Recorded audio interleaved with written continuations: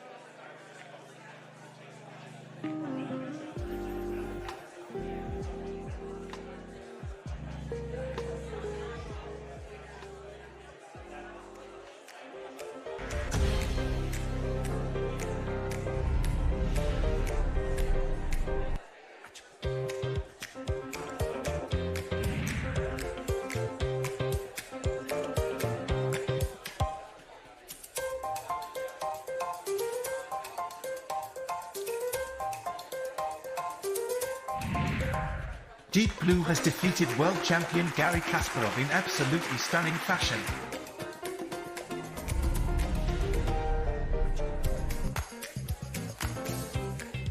Hello, this is Siri.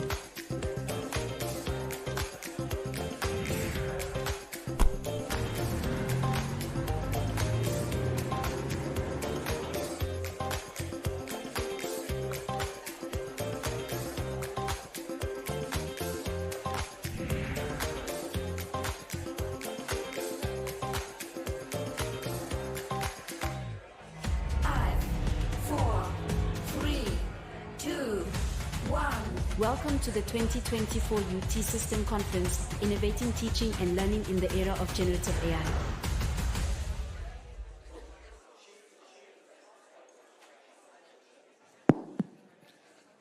Hello. Good morning, everybody. I'm so glad to see all of you here. So for those of you who I have not yet had a chance to meet, I'm Archie Holmes. I have two honors today. I have the honor always of serving as the Executive Vice Chancellor for Academic Affairs here at the University of Texas System, but I also have the honor of opening up this wonderful UT System conference on the role of generative AI in our innovative teaching and learning infrastructure. So if you don't mind, I'm going to look at a few notes here to make sure I don't miss anything.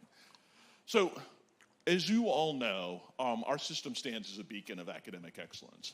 We have 14 fabulous institutions who educate over 250,000 students across our system, and we have a shared commitment to advancing knowledge, driving innovation, and serving the diverse communities of our state. And I am really always impressed that our institutions continue to be at the forefront of pioneering research, transformative learning, and impactful impact. But we all know that generative AI has come on the scene, and its rapid ascent provides a watershed moment in the realm of what it is that we do, a moment brimming with possibilities and ripe with potential.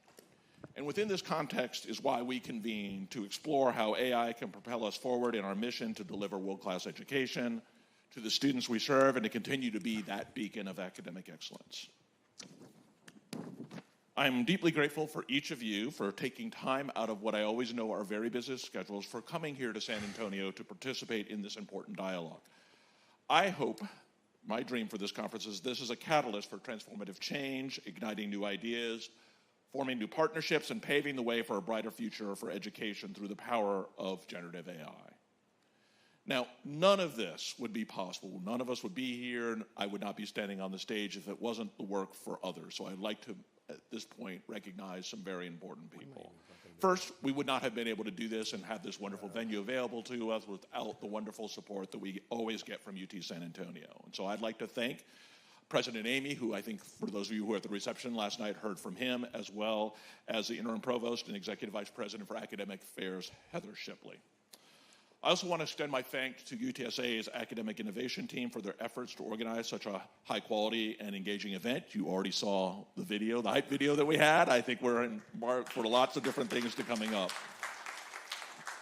And lastly, and certainly not least, I want to thank those who served on the conference planning committee from our institution. So if you are here and served on that committee, can you stand up so that we can recognize you appropriately and say thank you?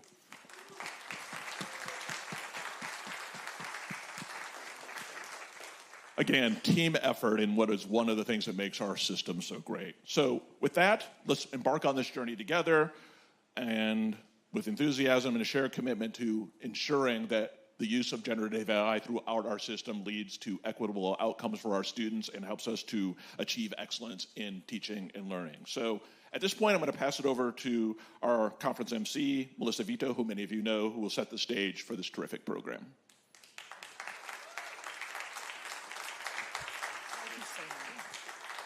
Thank you, Archie.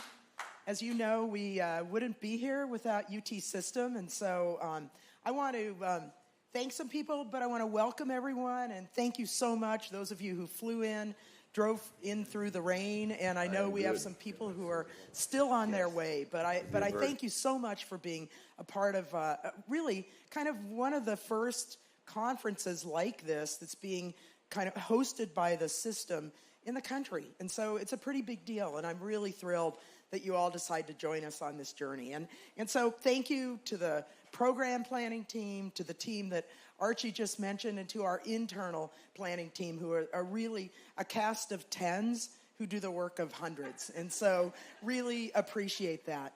I wanted to also let you know that we've got some people representing all the different schools who are here, but we also have some kind of friends of, so we have representation from APLU, we've got Adobe and Civitas and EAB, and some other areas, Phil on the Hill, where people are just interested in this topic. And so I think we're at that right moment to come together as a community and learn from each other. And then I have some ideas about some possible follow-up, but we'll save that for the closing remarks. But again, just want to thank you for being here. And I feel like back when I was an orientation director, where it was like, I hope you feel comfortable and make a friend and have some new ideas. But those really are my goals. And we have a great luncheon keynote, but before that, we have an awesome way to kick off the conference. And I wanted to indicate, some people wondered why we were starting with, rather than somebody who was an expert on generative AI, but actually leading out with somebody who's a futurist and who thinks about the future all the time, who runs a forecasting program at Houston that is really internationally known. And for me, that was fundamental, because if I think about where we are right now and how long we've been with generative AI, which is really like a minute, we need to be prepared as academic leaders to think more about the future, to think more about how we can be less reactive and more anticipatory, how we can get better at connecting the dots, and how we can start to think about things. I always think, like, where were you 4 years ago today? You know, it was March 7th, so you were probably living your life. Maybe you'd seen somebody in a mask in an airport, and you're starting to hear things. But I don't know about you, but I was singing a Bad Reputation with a colleague from the University of Arizona at a fundraiser for the girls' chorus that night. And we left and thought, wonder if we might have to shut down for a week or two. So, you know, that wasn't that long ago. And we know what that did to higher education and the rest of the world. And actually, when you go back and read about people who've been studying these things, there were people who weren't surprised at all by that. But most of us were. And so, you know, I think back to November of 22, where I had gotten my hair cut and was listening to the daily podcast on my way home. And it was an interview with someone who talked about using a new tool in therapy and in a type of therapy where actually it made a positive difference. And it was generative AI. So I, of course, called one of my colleagues and was like, I think this could have an implication for higher ed.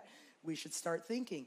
And then we did. And so we jumped in, like all of us, not quite knowing what direction we were swimming, but we thought better to get in, engage our faculty, engage our students, and figure out as a community, we know this isn't going away. How do we think about this, how this becomes a part of our life in a positive, qualitative way? So that's why we're starting with a futurist, because, you know, a year from now, who knows what we'll be talking about in addition to generative AI. So I want to switch gears and thank a couple people. Google, for sure. Adobe, just this morning, I woke up to an announcement that they are going to help support us in a way that we can start thinking about generative AI and some of those tools, the Adobe tools, and what that means for students in the classroom and in curriculum development. So awesome support there. And all of our friends who are here to support this event. Let me talk a little bit about our keynote. Andy Hines is awesome. He is here from the University of Houston. We were talking, and I said, how did you get into being a futurist? And he said, I was standing in line to sign up for a class, and I saw a class that was the history of the future, and it looked cool, so I signed up for it. So for those of us who wonder if it matters what you take, apparently it does. And that was sort of a step. He's nationally acclaimed. He has worked for Dow Chemicals and Kellogg. He's known as a futurist, and he led futurist programs at those areas. He's published numerous books and has a new one coming out called he has a new one coming out in the fall of 2024. His most recent one is The Knowledge Base of Future Study. Most important, he runs a Foresight program at the University of Houston, and so others can learn what he knows, which I think is really important. And so we have a workshop this afternoon in addition to the keynote speech, but I hope that this inspires everyone and helps us think about something, maybe think the next thought. And as we come together as a community around generative AI, let's keep the backdrop of what's next and how do we think about what's next. So with that, I am going to turn it over to Andy, and come on in. Thank you. So, thank you very much. I brought the past and the future with me. Still like to write notes on the old pad, right?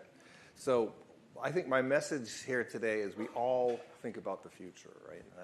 As I look across the room, I see some people are thinking about, ooh, that retirement's coming. What am I going to do?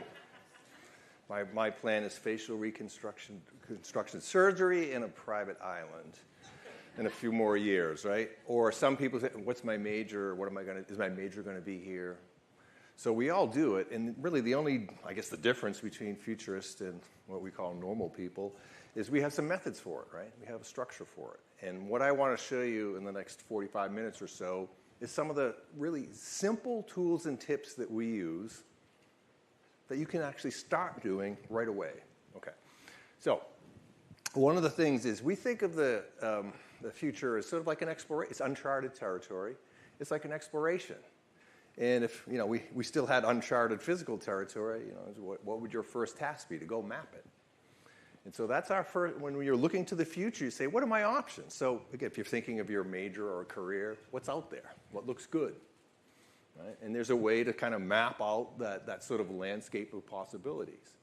And so the first thing we do as a futurist is we say, all right, before we do anything, let's figure out what's the state of play look like. And we have some tools for that. And then that's an interesting intellectual exercise, but most people are like, yeah, but then what? And that's the whole second part of our process is, what do we do with it? And so there's two ways when someone says, hey, I heard you're a futurist. How do you explain it? If I'm in a hurry, I'll just say we study change. That's a dang good answer, right? Because if the future didn't change, you wouldn't need us. But it does, right? The longer answer is we study the future because we want to work toward the future we want. We've got to know what that is, right?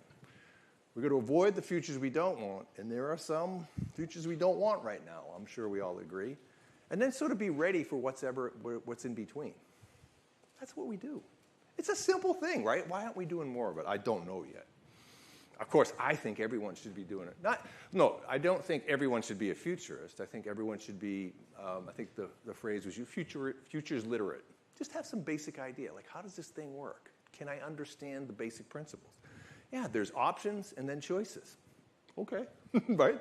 I get that. So we have a map, and then we have like the compass for navigating the map, right?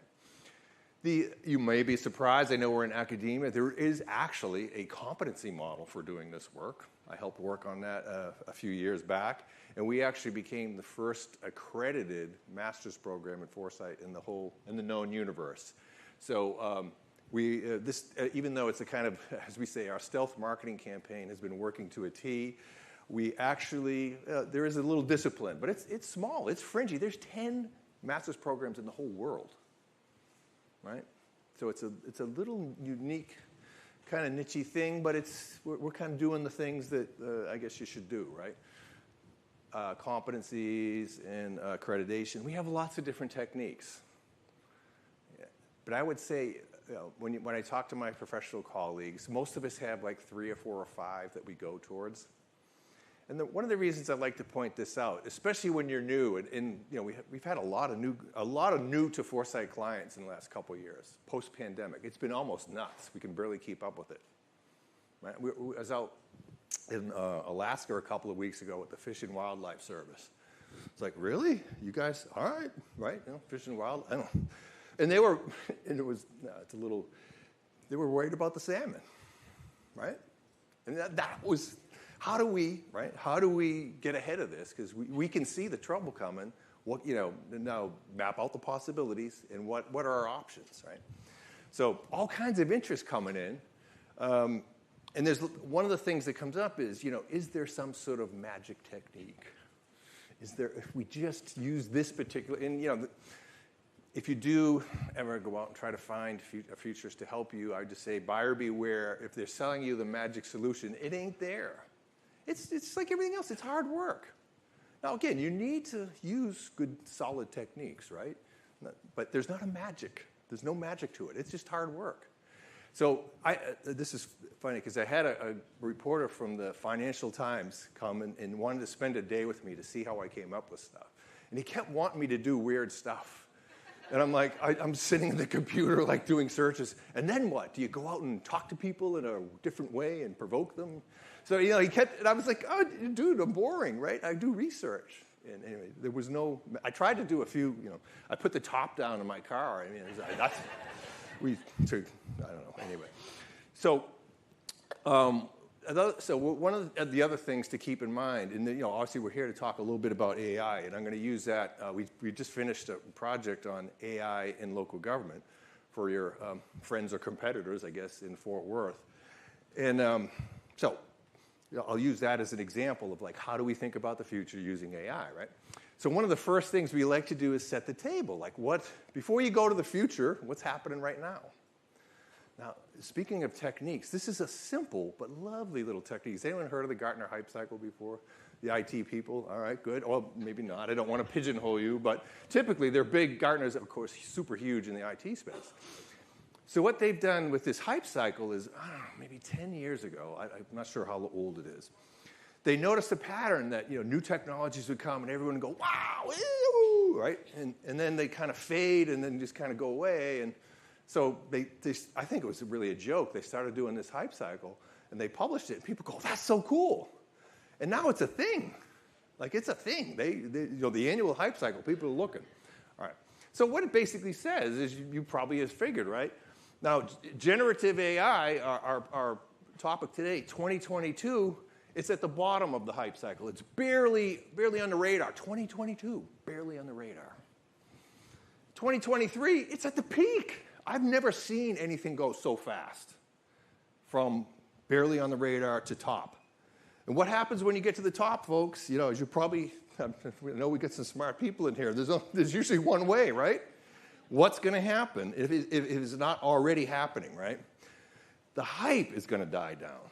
That doesn't mean the technology is not going to work or go away, but the hype is, we're probably right about the top of it, right? And what typically happens is, so then, everybody kind of says, well, that was stupid, right? But people will keep working. They'll just keep grinding away, doing the generative AI, and there may be a 2, 3, 5, maybe even a 10-year lull, but then you see the curve comes back again.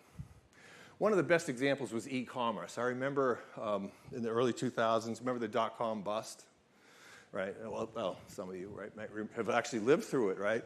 And I remember we were going and visiting various companies, and you could tell at the end, it's like, oh, God, this thing. Like, some of the business plans that they were pitching, you're like, whoo-wee, what? Like, there was no business plan. It was just like, we're going to get a lot of eyeballs. And how are you going to make money? Well, no. How? Anyway. So, boom, right? Ecom.com goes down the toilet, and everyone goes, oh, that was a bunch. But, here we are today, right? See, it's like you go back and you do your homework. So I wanted to set that up not only as a useful technique, but just to kind of give away the punchline in terms of our advice to the client is, look, we are at the top right now, so be careful, right? It's going to hit. We're going to see a little, but don't give up on it, right? So just be smart about it. Okay. So I'll come back to that point a little bit, but that was the interesting setting for this. I did another project in 2016 on self-driving vehicles. 2016, same thing. It was at the top of the thing. Because think about it. Why are they asking us? Because it's a popular topic, right? Hey, what should we do? And we had the same thing. We're like, this is really cool, but it's probably going to take longer than we all think right now when it looks wicked, super popular, right? Okay. So it's weird, right? Now, our job is to do a couple things, right? It's what we try to do as futurists is to not be surprised when that thing pops in 2022, right? We were in front of it. But sometimes our job is to be the voice of reason. We're not just about go do cool stuff. It's like go do cool, smart stuff, right? We don't want you to lose your money, right, so to speak. Okay. So it's a little bit of both. The good news is, though, when you do get ahead of this stuff and you're not entering the game when it's at hype cycle level, then some beautiful things can happen. So my favorite slide, we call it the desert island slide. If this is the only one I could bring, I would bring it. And it basically says, one of the reasons the future looks like such a murky place where everything is just turbulent and there's so much change and how do I make sense of this, is I would say we confuse our three horizons, right? So if you allow strategic fit as, how well do we understand what's happening in the world around us, right? So in the present, the first horizon, we call the first horizon, if we're looking at higher ed, or in this case, AI, how is it currently operating? What's the current system look like in terms of how AI or education or whatever works? Hopefully we know that. I mean, sometimes we could debate it. So the strategic fit is pretty high. So we know the current system. We know how things currently work. And that's where most of us spend all of our time, as we should, right? That's our job. But we know that at some point, the current system is going to start to degrade, right? At some point. And now we say maybe 2, 5, 10 years from now, the current system starts to degrade. And then now, here's the good news is right now in the present, you see that middle second horizon, if we do our homework as futurists, we can see the contenders for that transition. And we've done enough of these to know there's usually about 3, 4, or 5 major shifts ahead in any domain. That's our fancy word for topic. In any domain, there's a limited number of shifts. Now, we can't tell you which one. We can't tell you when. We can't necessarily tell you exactly how they'll interact, but we'll give you the game board. And there are no surprise. Well, no. Rarely do we ever see a surprise in that. You do your homework and you really study it, because for something to really shift and replace the current system, it's got to be big.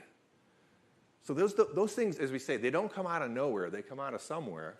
And if you do your homework, you see them. It's like, aha. So now, obviously, we can't see those as clearly as the current system, but we can see them. So like part of what we say is you start doing this work, you're never surprised again. Now, some might say, well, that makes for a boring life. And I agree. Sometimes we're bored. It's like, oh. Now, like in terms of AI, I was writing about the future of AI in the 1990s. It's coming. In 2000, it's really coming. 2000, it's super duper coming. It's here. It's just so. But you don't have to go to that level of detail. But then, all right, down at the bottom, again, this is probably where a lot of the confusion comes. If you just look at future-oriented, if you're looking at any source that talks about the future, there's all these cool things we're going to do one day. We're going to live forever. We're going to use AI to be immortal.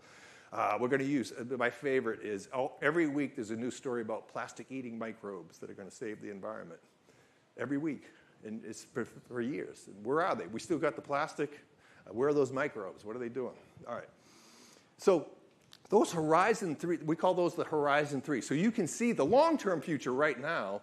And the key thing, for as an organization to know, when you see a new thing come in, a new piece of information, where is it? Is this Horizon 3 way out there? Hey, we're busy. We don't have time for that. And usually the clients don't care about that. The futurist does, right? Because we want a sneak preview, but clients like, whatever, dude, we're in that second horizon. What's coming? What's the next major shift we got to get ready for? Okay? All right. So those are our 3 horizons. We're going to come back to that. It's a simple tool. We started using it about 10 years ago, and simple tools that help people understand are beautiful things. All right. So what else do we do? Check my time. Okay, good. We're exploring. We do something called, it's an outline, a visual outline of our topic. One of the things we found when people are new to the future and they first start looking to it, it's a new thing, right? I feel a little uneasy about this new thing in the future. Don't they use crystal ball, like all that kind of stuff? So we try to ground it as much as we can. So the map is basically saying, where are we going to look for change? Where are the spots that are important to the future of this domain that we're going to go look? That we can go find change. So where do we find change, right? And we do that in the colored things in the middle. That's the domain map, right? And then you see this thing around the edges. We use the acronym STEEP, social, technological, economic, environmental, political. It's our shorthand for saying the world outside the domain. So we're in higher ed. We're really thinking about higher ed, right? But a lot of times the interesting changes from higher ed are going to come from outside. So now that's where futures can help, keeping one eye on what's going on around us. Now, we have to know our domain, of course, right? That's important. But we also have to keep one eye on what's coming outside the domain. My favorite there is we've been training police chiefs out in California, future police chiefs out in California for about 15 years, right? And I remember when we first brought up social media. And you can imagine, some of the guys are a little rough. It was mostly guys. It's not now, but back then it was, right? And we talked about social media 15 years ago to a bunch of, who cares what you had for dinner? There's no way that's ever going to impact policing. Right? And it was hard to see. 15 years ago, it was hard to see. And now they have things like coffee with the cops, on social media. And it's like it's been totally integrated into how they do community outreach. But when it first came out, what? This is, who cares? So a lot of times those things come from the outside and they'll look like, what? But so we look at both. What's happening within our domain? What's happening outside? So for the AI for local government, of course we had a bubble on AI. I mean, so we have a huge amount of signals of change in AI itself. But, I think this is a really helpful visual to say, if you're studying the impact of it's AI in this case, but of a technology, the mistake is that it's all about the technology. When really, unless you have the utilities, the infrastructure, the services, the audience, unless you have all that stuff, the technology ain't going to go anywhere. So it's really, really super important to say the technology for what? Like, what are we going to do with it? What are there uses for it? Are people ready for it? Is there a the self-driving thing? When we started out, it's like, is this legal? We're all wondering. We're talking to the the commissioner of the Department of Transportation. He's like, I don't know. I think it's not illegal, right? So you can say, like, that's a clue that this is going to take some time. We don't even know if it's legal yet. So even though the technology was going ahead gangbusters, you could see all the support. And then you do a survey. How many people, well, let me ask you, how many people say right now, I would love to have a self-driving vehicle? All right, half, maybe half, right? That's actually better. It used to be like, I would say a fourth, when you asked back then. Right? So, but it's still half, right? Half of people saying, I don't know about this. So that tells us, all right, we probably got a little more time, right? So you'll have that same principle show up a lot when you're doing new topics, right? Especially technology topics. Yes, you have to know what the technology is doing, but have we got the support system, so to speak? Okay. So one other setting table, I don't know how much you've thought about this. This is I guess it's a pretty common framework. But we love, you probably noticed, we love simple common frameworks as futures, right? Because it's a complex thing, so how do we break it down and make it? So right now we're at the level of task intelligence. AI against people in a single task, it can beat us in almost everything, right? One-on-one. One task, though. What it can't do yet is general intelligence, and you sometimes see that as AGI. Multitasking, think of it as sort of like multitasking, right? Can't do that yet. Can't beat us at that. We're still better at it.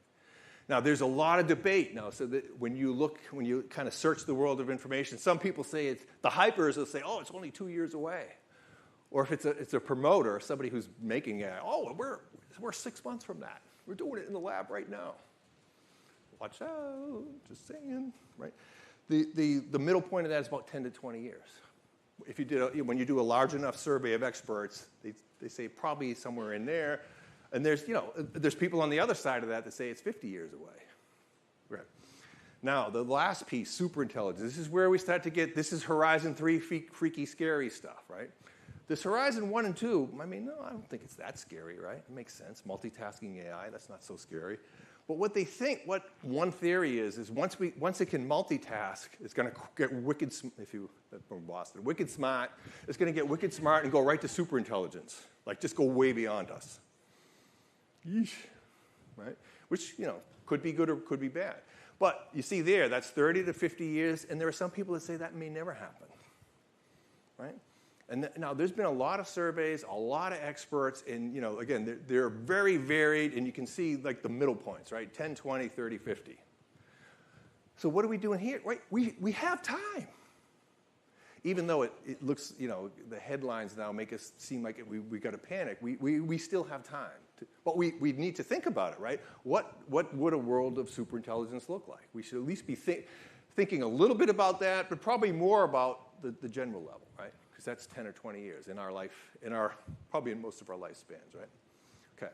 So I think that framework helped us, kind of get our heads around where are we, right? Okay, cool. So I mentioned that the key thing is to find these signals of change, right? And one of the things when we studied about 10 years ago, we were trying to revamp our approach to scanning. We interviewed all the scanners we could find that we thought were pretty good at it. And we found it was a very human thing. It was very eclectic. But we said they basically do three things. They have some system for finding information. They needed some way to collect it. And then we added in the thing about how do you know if it's any good, right? So now, this is probably important to note the outputs. most of the time, and I know we got a lot of subject matter experts in here. We set up a scanning system for the CDC, right?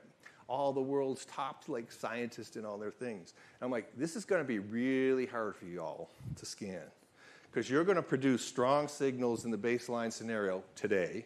Remember, the baseline scenario is basically today extrapolated into the future. You're going to be really good at that because you're the tops. You know the current system better than anyone. You created it. You'll be good at that. But if you want to say, how do you identify change? The best sources, the top experts, the main journals are the last place you want to look. What we find is change starts on the edge. It starts on the fringe, right? And the support for it is weak. The initial mention is often, some dude in a blog, right? So that's the first mention, right? So that is such a hard thing to do, to train your brain. You're looking for less credible information? What? I spent a whole lifetime being trained to look for the strong signals.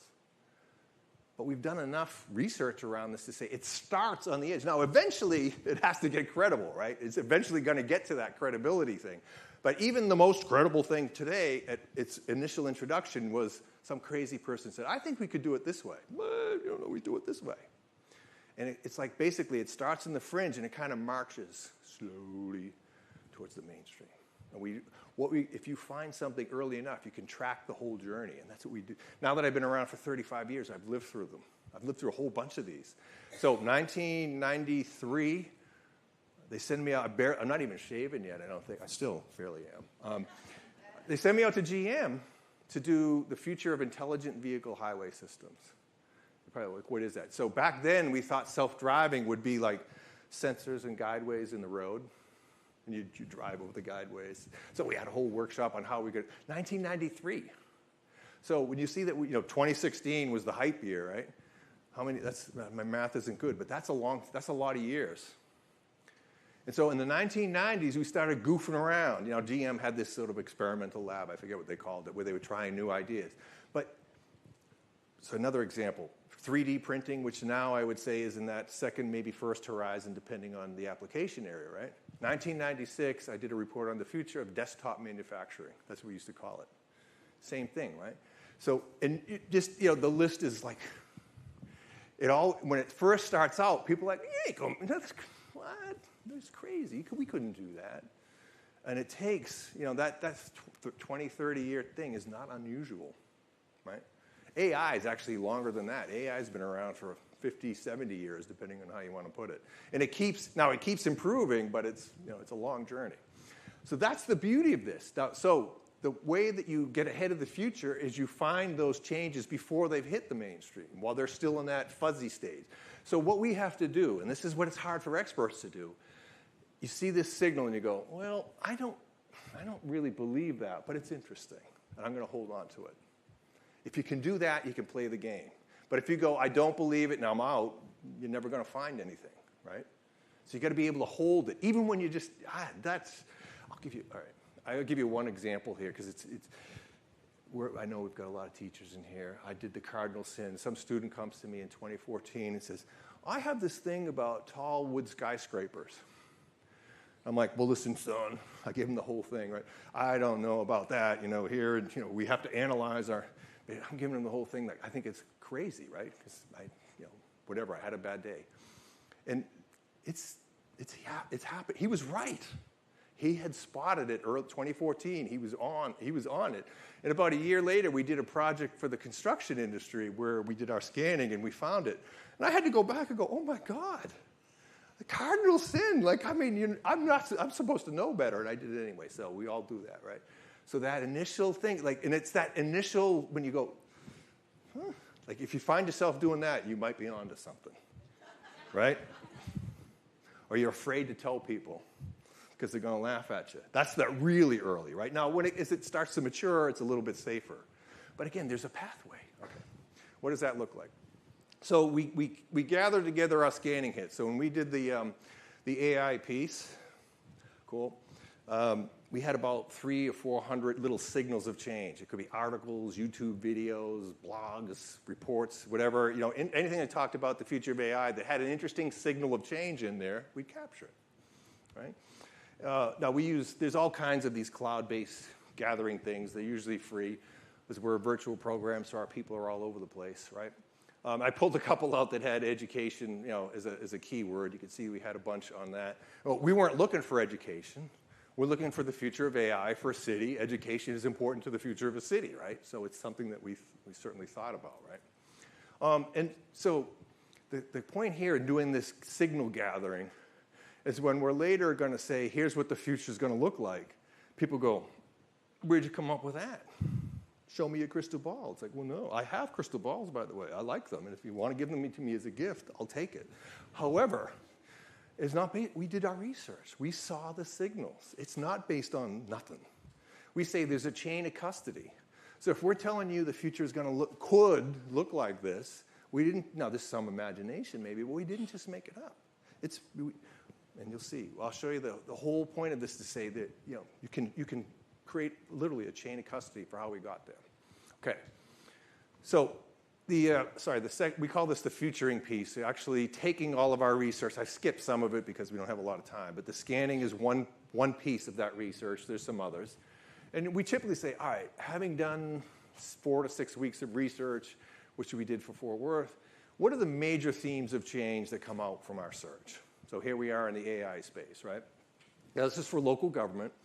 So what they have, just to set a little bit of context, they've created this thing called the lab. And it's basically like to be it's an innovation hub for the city. And so it's brand new. They're not even sure what to do with it yet. And so one of the things they want to do is to look to the future.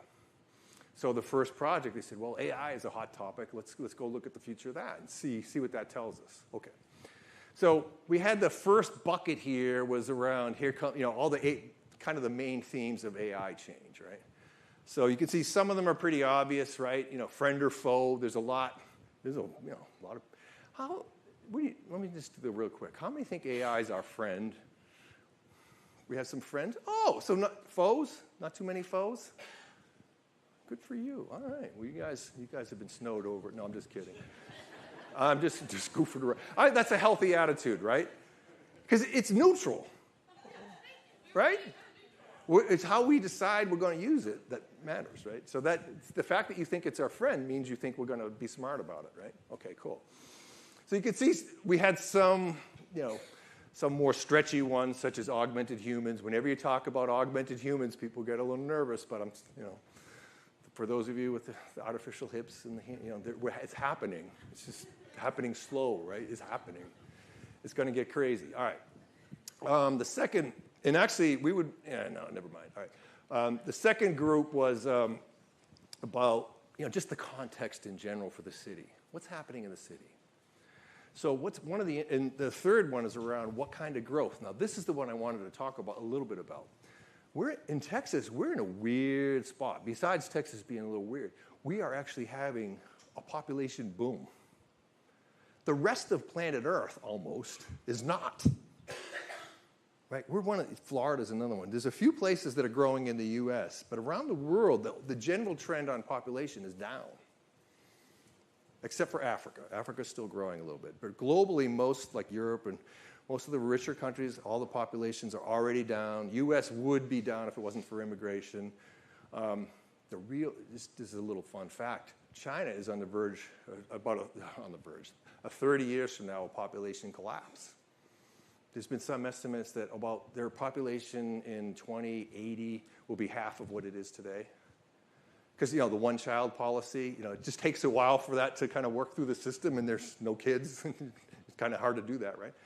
And so, now, that may be good or bad news, depending on your point of view. But so the point being, globally, most of our clients are coming to us that we don't have enough students, right?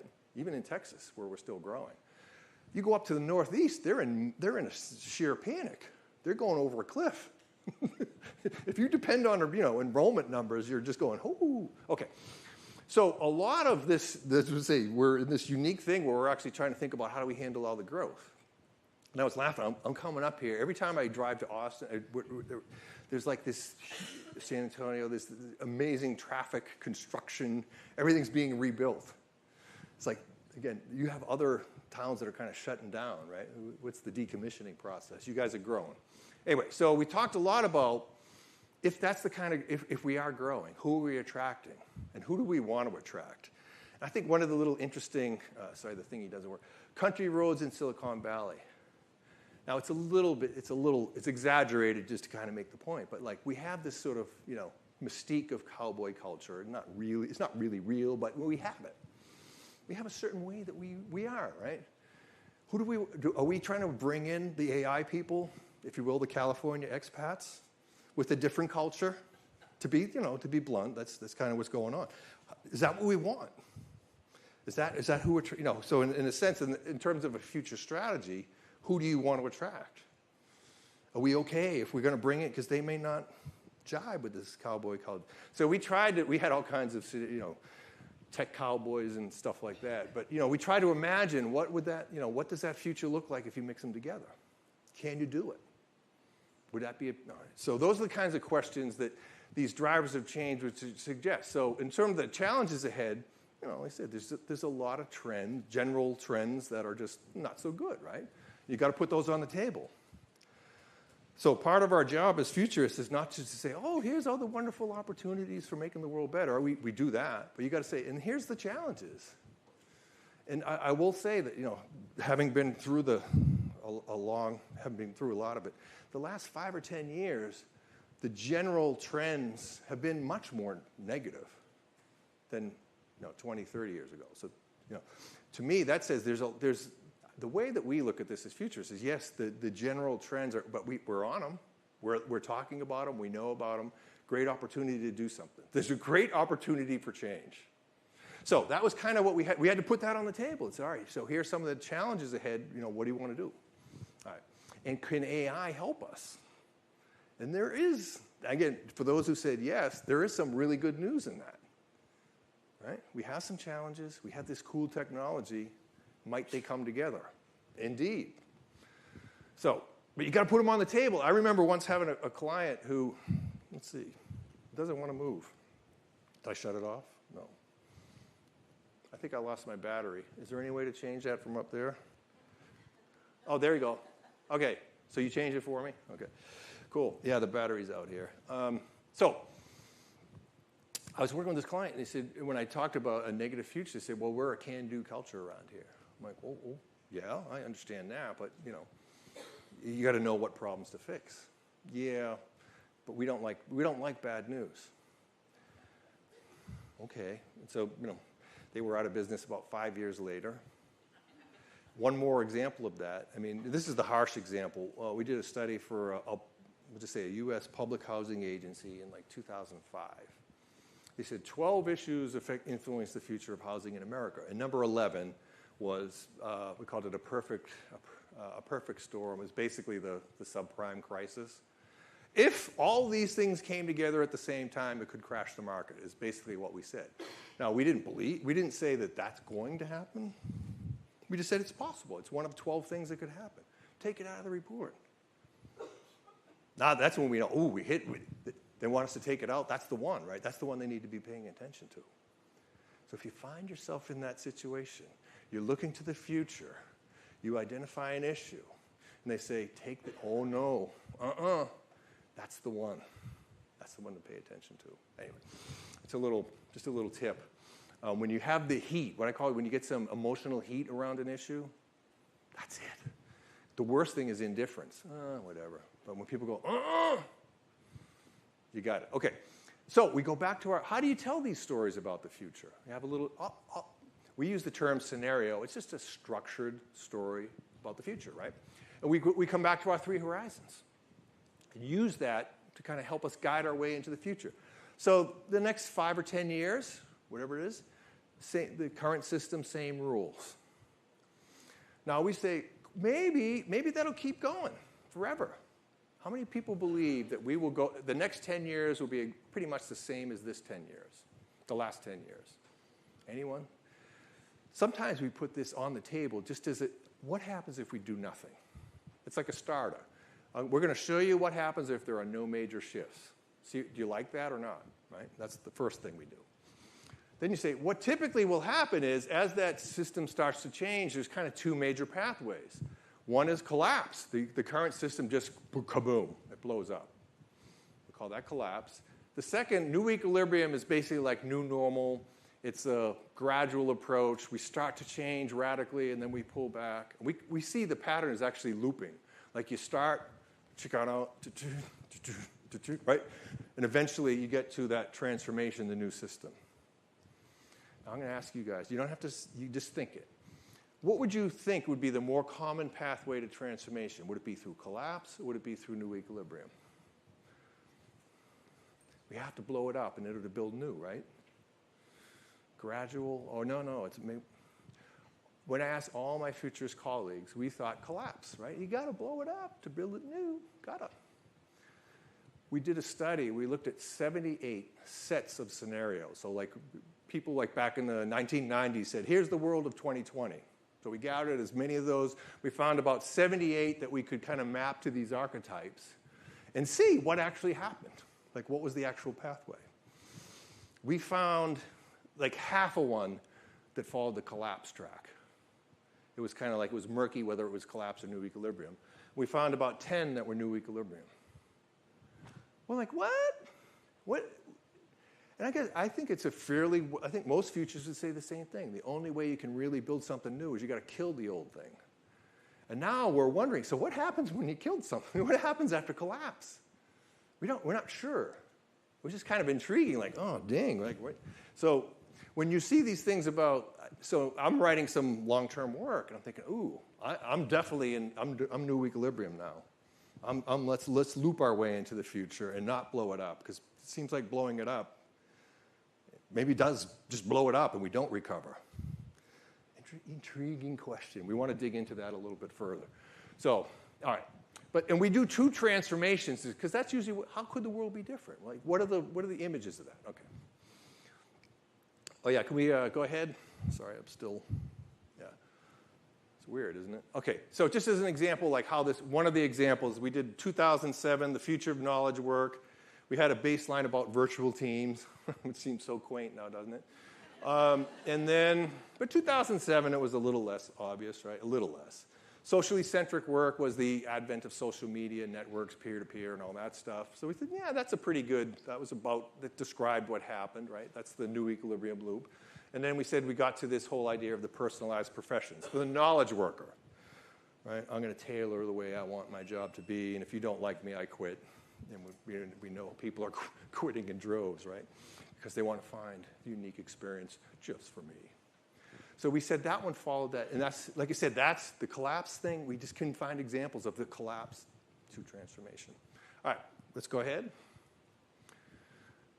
So what did the AI landscape look like using this? So we used the same approach here, right? So we called the baseline boom and bust. Again, having been through the AI wars, I don't know if anyone's been through it. We've been here before.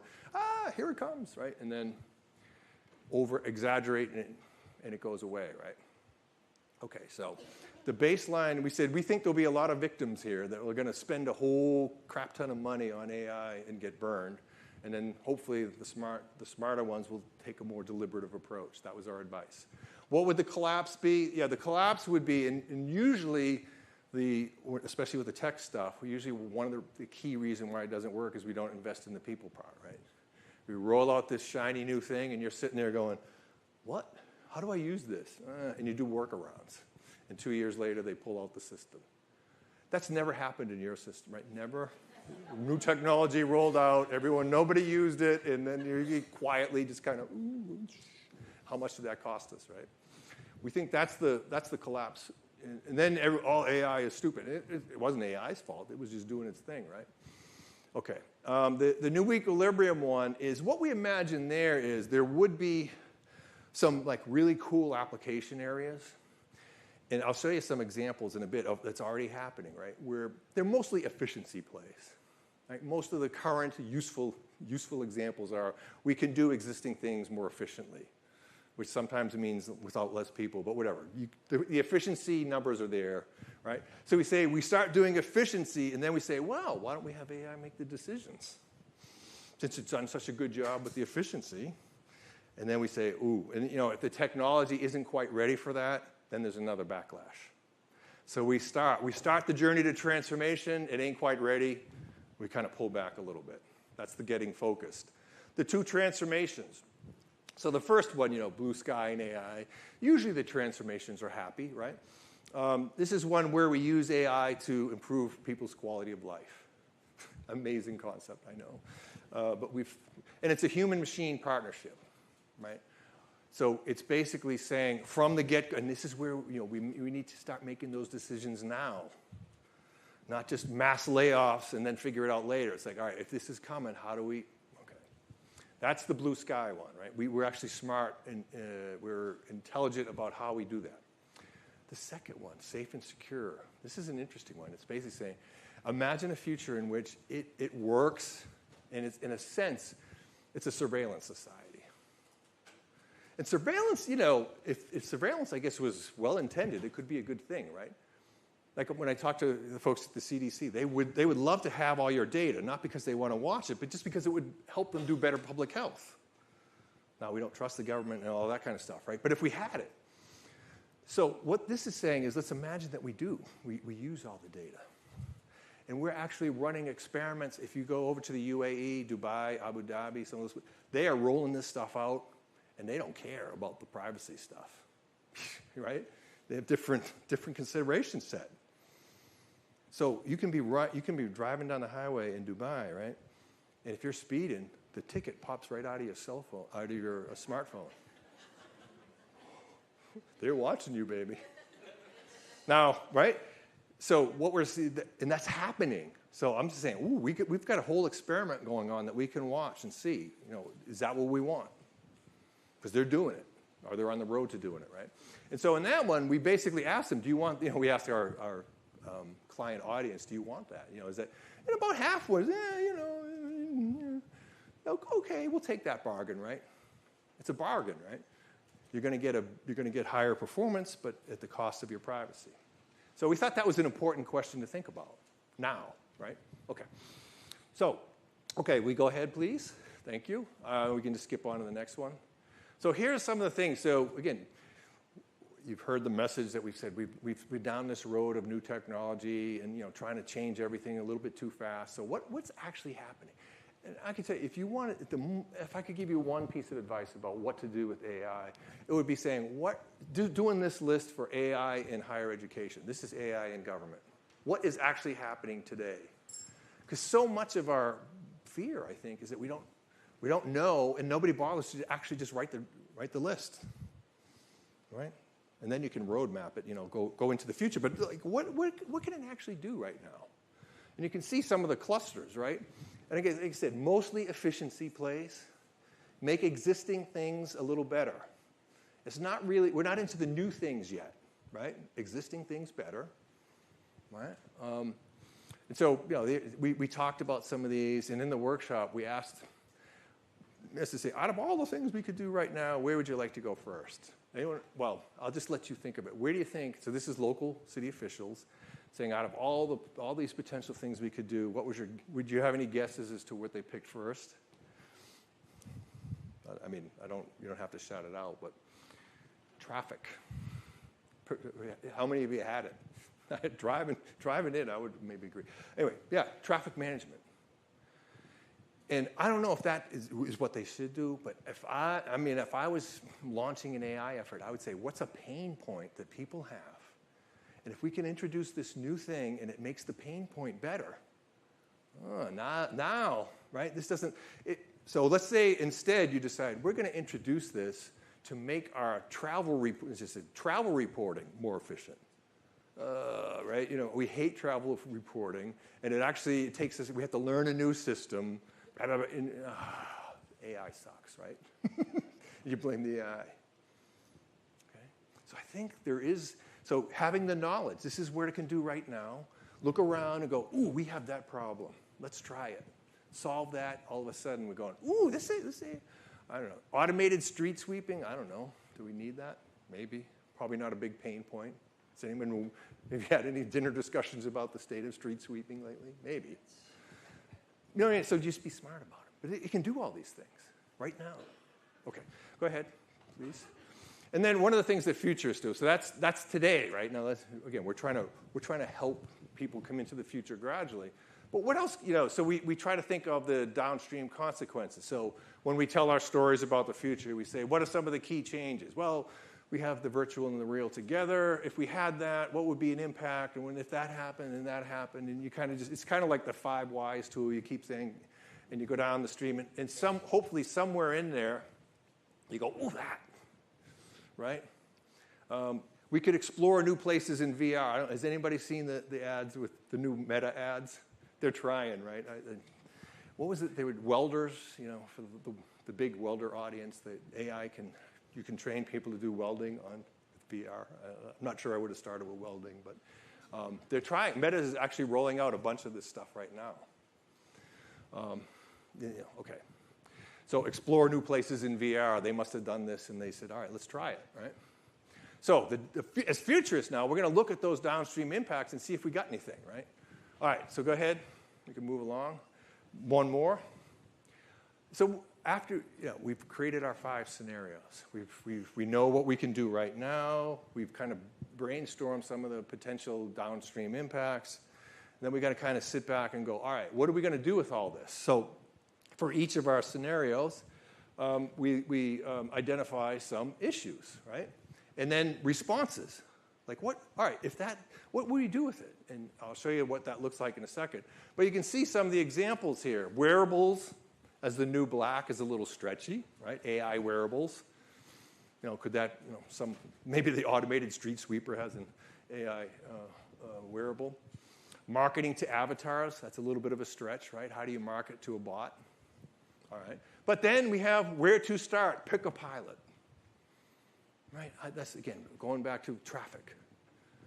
First thing, pick an easy one to start, and then work your way towards the one. So don't start with wearables, because most people are like, don't start with augmented humans.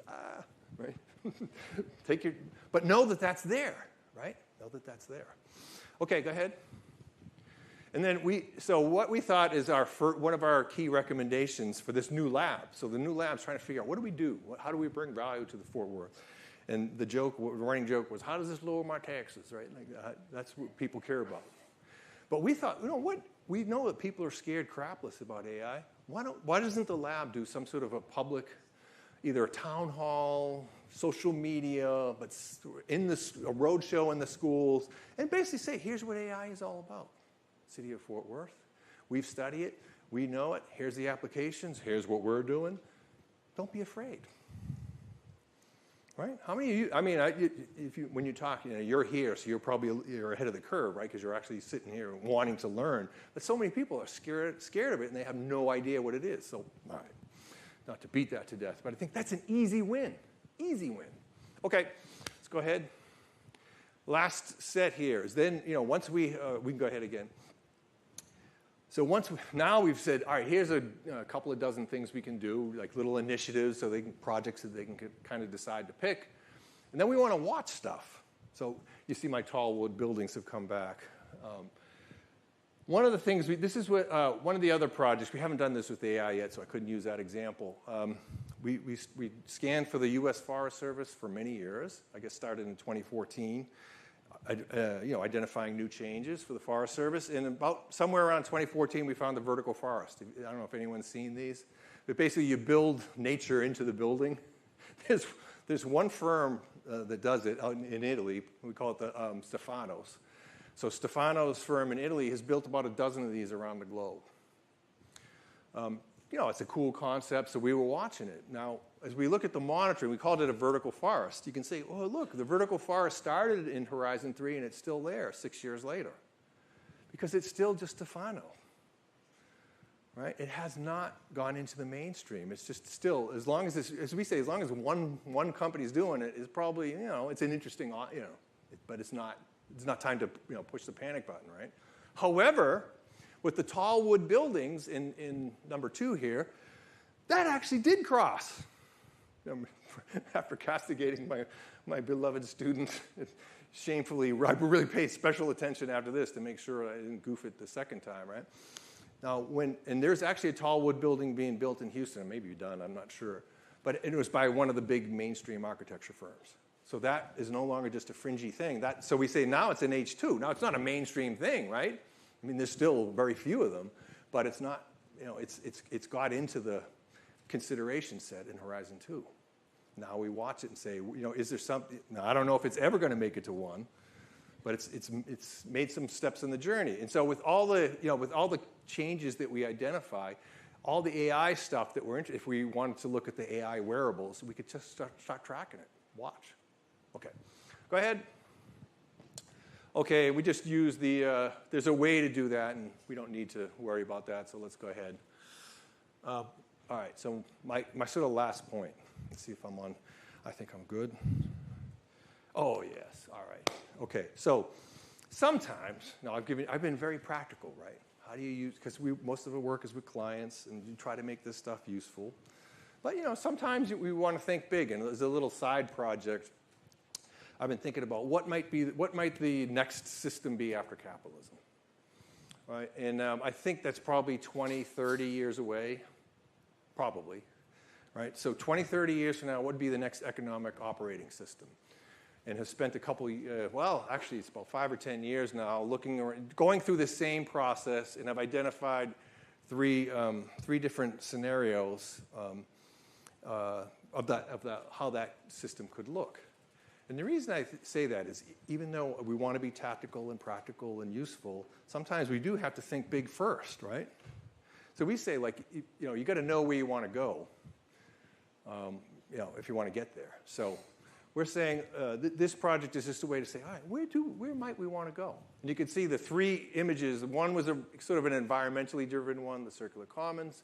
The non-workers' paradise was a post-work future, which I know we're all working 1 million hours, but the long-term trend has been going down in terms of work. And then the tech one that basically says tech will save us.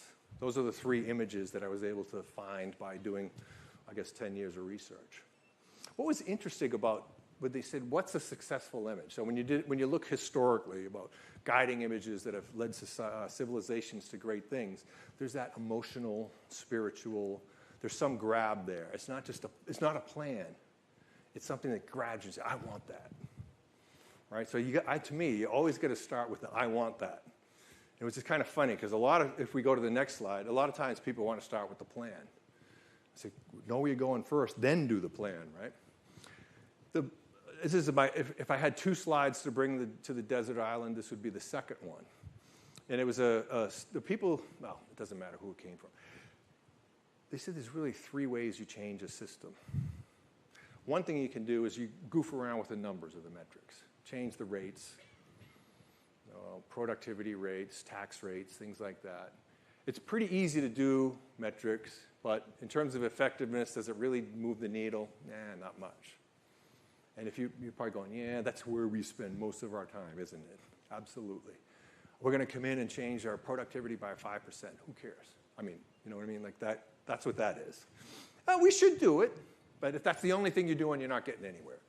Now, things start to get interesting when you start changing the rules of how the system works. Ooh, now we're starting to get to some lasting change, right?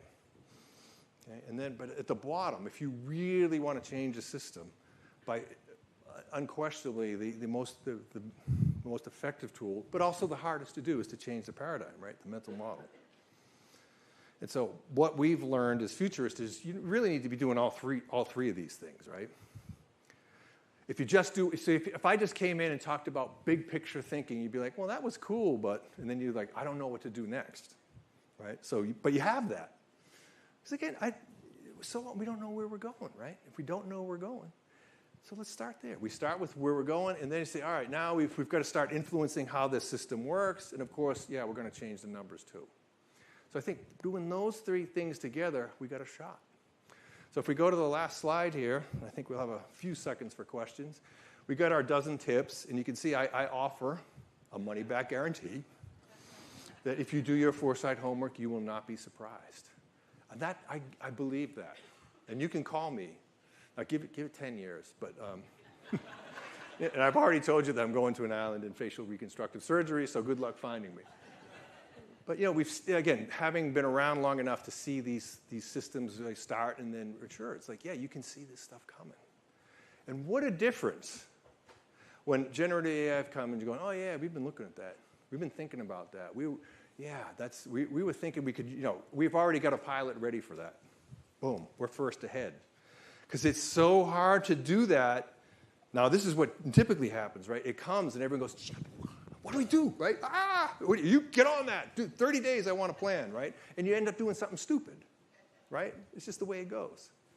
But if you're just laying in wait, like you're hiding in the bushes, it's here. Like, all right, I'll do the last thing. One of the things that we've been talking about, I mentioned it really in their release, we call them privacy avatars, and we've changed the names a little bit. But we think at some point in the future that you're going to have a little avatar, and you're going to tell the avatar everything about yourself.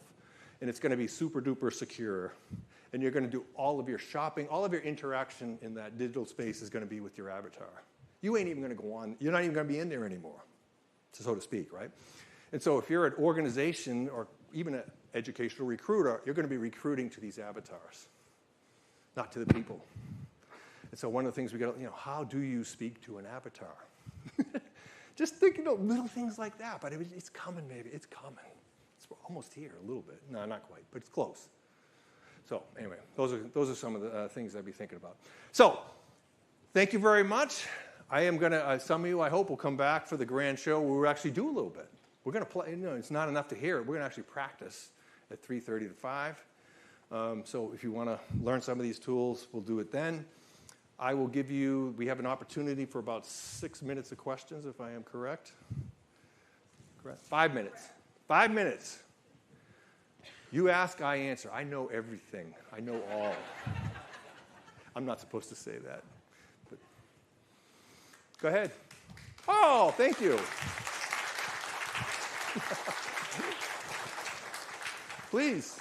I could see you were an enthusiastic supporter. Come on, bring it. Bitcoin? Oh, all right. Blockchain. So Bitcoin is the financial application of blockchain. Blockchain is the fundamental technology it's going to remake insurance, anything to do with paperwork. That, yes, if you will. That blockchain is a big. Well, some of you are going like, duh, but I mean, it's yes. Bitcoin, that's more speculative. But the underlying system that produces the Bitcoin is really an interesting thing. Yeah, good. Yes?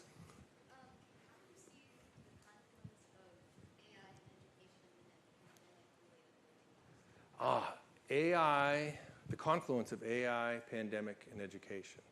So one of the benefits of being around for a while, we've lived through about 5 of these super big disruptions: pandemic, the Great Recession, 2007, Y2K, things like there's 5 of those, right? What happens in those big disruptions is some things will accelerate wildly, but they've already been underway. So the virtual education thing, oh my God, that's been happening, but just wicked slow, right? All of a sudden that takes off. Other things, another thing we were working on is the circular economy. We reuse stuff. What do you think the pandemic did to the reuse stuff principle? Practically killed it. It's going to take probably 5 or 10 years for that whole circular idea to recover because the pandemic said don't throw things away. So is AI? Honestly, I don't even think the AI is in that kind of that big of a disruption. I mean, it's because again, we've been through a lot of these new techie things, and I would say it's significant, but it's not a game changer like a pandemic was. So any of those big disruptions, there's a couple things. So some things will accelerate, some things will decelerate, some things it won't matter to. But there'll be some there's like winners and losers, right? The other thing that happens, clients come to us and say, what should we do? And at the time, it's so hard. Everyone says, this changes everything. Life will never be the same. And you hear that, some of you may have even said it, right? We'll never travel. We'll never do this. We'll never do that. This changes everything. And we say, nah, it might, but it probably won't. And in a couple of years, resilient humans will go back to being resilient humans. Oh, how dare you! You're minimizing the pandemic. You're insensitive. All right. So I tried to even just stay out of it because I was like, there's no winning here because we get all irrational. But that's what happens in these big disruptions, right? We think Humans are amazingly resilient, which is another reason to not be super duper duper concerned about the AI. We're resilient. Yeah. Okay. What do you think or speculate on the FAFSA delay and the impact on higher ed? On the what? FAFSA delay. FAFSA simplification issue. I can't hear. Did you hear? FAFSA delay.